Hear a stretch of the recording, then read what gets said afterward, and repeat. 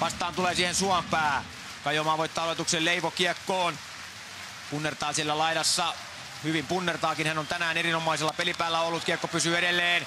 Sitten tulee Ojasen kääntö sinne maalin eteen. Jatkajaa ei kuitenkaan ole. Ja kiekko lipuu Kaijomaalle alas. Kaijomaa kääntää nopeasti toiselle puolelle.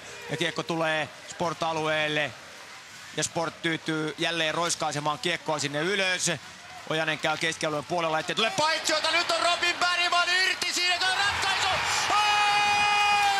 Ratkaisu on siinä. Jukurit hallitsee jatkoerää, mutta Sport iskee Robin Bergman karkuun. Ja Bergman tuo vaasalaisille Mestiksen mestaruuden keväällä 2011. Robin Bergman on viileä ratkaisija ja näin tämä vaasalaisten tuhkimotarina 0-2 finaalisarjassa ensin 2-2 ja sen jälkeen sitten jatkoerästä haetaan ratkaisu.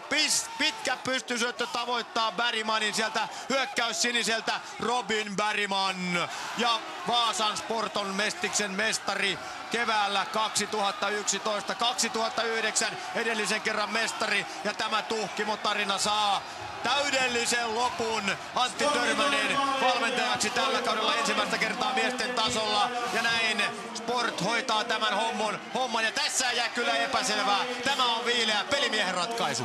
Pelimiehen ratkaisu oikeastaan. Sport tekee maalin jatkoerän ainoasta paikasta ja Bergmanin huikea viimeistely ja ota vähän kiinni tuohon Tommi Taimen loistavaa pystysyöttöä. Hän on pelaaja, joka viljelee näitä pystysyöttöjä. Nyt tällä kertaa syöttö menee perille, tuollainen puolittainen lämäri pystysyöttö. Hän on paljon myös toisaalta heittänyt myös pitkiä näistä tilanteista, mutta tällä kertaa syöttö menee perille ja voi sanoa, että jäätävä ratkaisu siellä. Jukurin puolustuksen takana on liikaa tilaa ja pieni vaihtovirhekin siinä oli.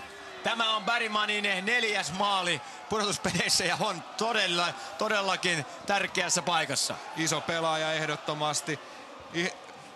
Teki tärkeän maalin viime pelissä tuolla Vaasassa ja sen turvin ylipäätään tämä peli pelattiin tänään ja nyt voittomaali, niin voi sanoa, että huikea sainaus tuossa tammikuun loppupuolella.